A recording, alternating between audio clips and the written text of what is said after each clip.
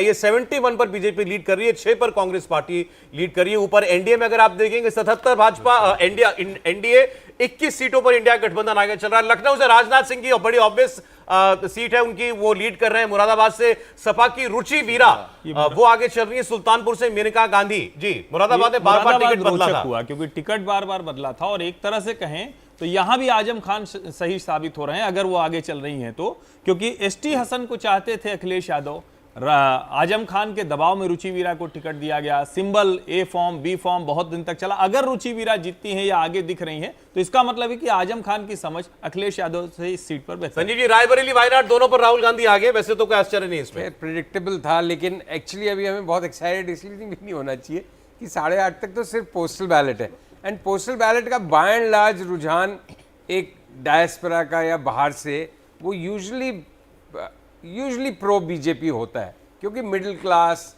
Upper middle class, लेकिन diaspora. मैं इसमें एक थोड़ा सा असहमत हो रहा हूं आपसे। अभी क्या है, ये सारे के सारे लोग कौन से लोग हैं, नौकरी पेशा, ड्यूटी में लगने वाले, वो सरकार से नाराज दिखते हैं। कई बार होता है कि ये सारे लोग जो गवर्नमेंट एम्प्लॉइज हैं वो अलग वोट करते हैं, तो अगर वो कहा कि पहले इसका रिजल्ट डिक्लेयर करो।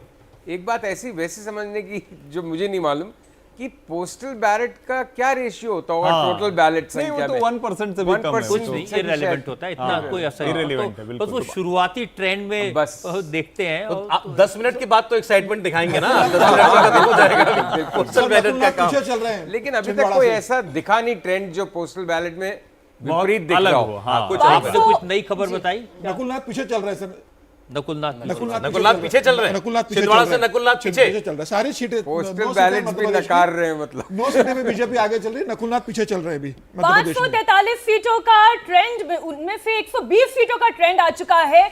93 सीटों पर एनडीए आगे चल रही है, 25 सीटों पर इंडिया अलायंस आगे चल रही है। जब तक मैं ये खबर आपको देती तब तक एनडीए का ट्रेंड 96 सीटों तक पहुंच चुका है।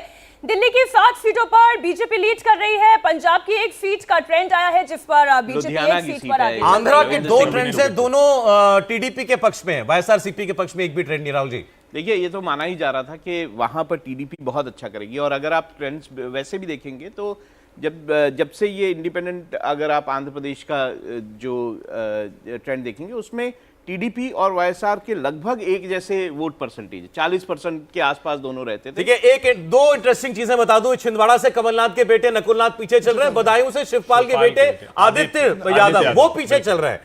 बदायूं से सपा का उम्मीदवार पिछड़ रहा है, अगर ये भी अपने आप में बहुत इंटरेस्टिंग चीज है। समीर जी, बिल्कुल, मुझे लग रहा है 5 परिवार के लोगों को टिकट दिया तो माना जा रहा था कि बदायूं से शायद वो अच्छी फाइट देंगे, लेकिन ये शुरुआती रुझान है। मुझे लग रहा है यहाँ पर अखिलेश ने बहुत मेहनत की उनको जिताने के लिए बदायूं से, तो बाद में बदल सकता है, लेकिन इस बात की संभावना कम लग रही है। पहले पिताजी को टिकट दिया था इनके, शिवपाल जी को, उसके बाद बदल के इनको दिया। वहां धर्मेंद्र यादव को दिया, शिवपाल यादव को दिया, फिर आदित्य यादव को दिया। और समीर जी कह रहे हैं, मैं तो समझ नहीं पा रहा हूं, अखिलेश पत्नी की सीट पे मेहनत करेंगे, मैनपुरी पे, अपनी सीट पे मेहनत करेंगे, कन्नौज पे, आजमगढ़ में मेहनत करेंगे, धर्मेंद्र पे, या फिर बदायूं में मेहनत करेंगे आदित्य यादव। 5 परिवार के लोगों ने कहा था, वाइफ ने कहा था कि मुझे जिताना है, भतीजे ने कहा कि भैया मुझे जिताना है, सब मतलब अखिलेश के ऊपर 5 सीटें। ट्रेंड्स में सेंचुरी पार हो गई एनडीए की, 113 ट्रेंड्स आगे जो है वो एनडीए के पक्ष में जा रहे हैं। 33 रुझानों में इंडिया गठबंधन के उम्मीदवार आगे दिख रहे हैं, अन्य 3 अभी नीचे जो पार्टियों की टेरी वो भी देखते रहे। पीछे चल रहा है राजगढ़ से। कौन? दिग्विजय सिंह पीछे चल रहे हैं, इसमें भी कोई आश्चर्य नहीं है। हाँ, आश्चर्य है, दिग्विजय सिंह राजगढ़ से काफी मेहनत की है,